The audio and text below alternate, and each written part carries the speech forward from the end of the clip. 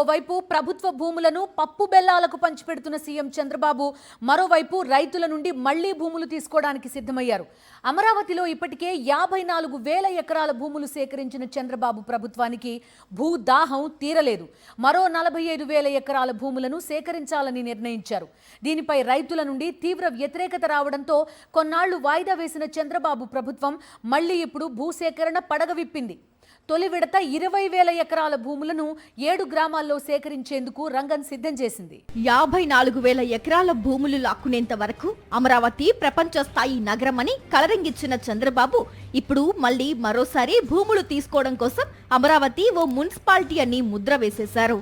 వర్షాలు పడ్డప్పుడు అమరావతి మునిగిపోతుందని విమర్శించిన వారిపై ఆగ్రహంతో ఊగిపోయిన వారంతా చంద్రబాబే స్వయంగా అమరావతి మున్సిపాలిటీ అని సర్టిఫికేట్ ఇచ్చేసరికి లబో దిబోమంటున్నారు. చంద్రబాబు తన అవసరం తీరిపోతే ఎవరినైనా వదిలేస్తారు, తన అవసరం కోసం ఎవ్వరి మీదనైనా ఎలాంటి ముద్రైనా వేసేస్తారని మరోసారి రుజువైందని రాజకీయ విశ్లేషకులు అభిప్రాయపడుతున్నారు.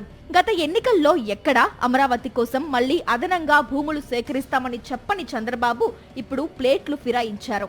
50,000 ఎకరాల్లో కడితే అమరావతి మున్సిపాలిటీనే అవుతుంది అని, ఇంకా వేలాది ఎకరాలు కావాల్సిందేనని స్పష్టం చేశారు.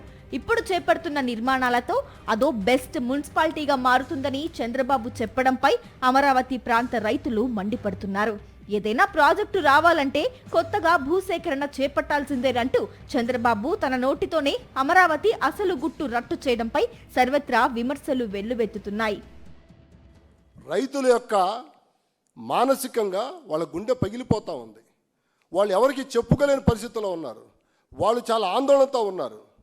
మీరు మాట్లాడిన భాషతోటి మీకు చెప్పాల్సిన పని లేదు, మీకు చేయాల్సిన పని లేదు. ప్రతిదీ మీకు చెప్పి చేయాలంటే జరగదు.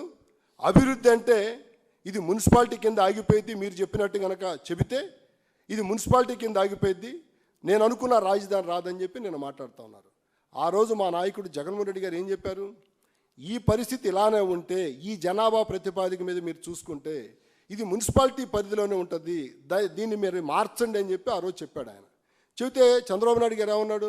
జగన్మోహన్ రెడ్డి గారు మున్సిపాలిటీ అంటున్నాడు అని చెప్పి చెప్పారు. ఇవాళ మీ నోట్లో నుంచి ఏం మాట్లాడుతూ ఉన్నారు మీరు?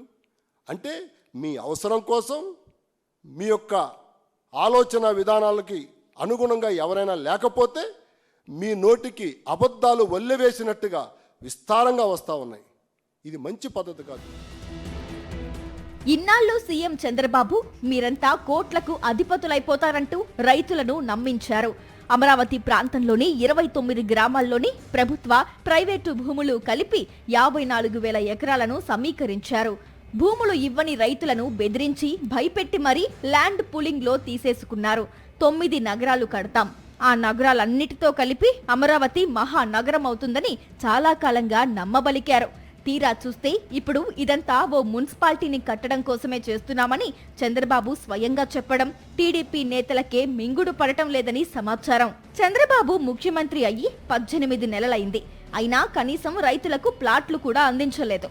అవి ఎక్కడున్నాయో చాలా మందికి తెలియని దుస్థితి. మొదట భూములిచ్చిన రైతులను త్రిశంకు స్వర్గంలో ఉంచిన చంద్రబాబు ఇప్పుడు మరో 45,000 ఎకరాల భూములపై కన్నేశారు. రెండో దఫా సేకరణ మొదలు పెట్టారు. దీనిపై రైతుల నుంచి తీవ్ర వ్యతిరేకత వచ్చింది. దాంతో ఈ రెండో దఫా సేకరణ కార్యక్రమాన్ని కొన్నాళ్లు వాయిదా వేస్తూ వచ్చారు. ఇప్పుడు మళ్లీ రెండో విడత భూసేకరణకు రంగం సిద్ధం చేశారు. 20,000 ఎకరాల భూములను 7 గ్రామాల్లో తీసుకోవాలని నిర్ణయించారు.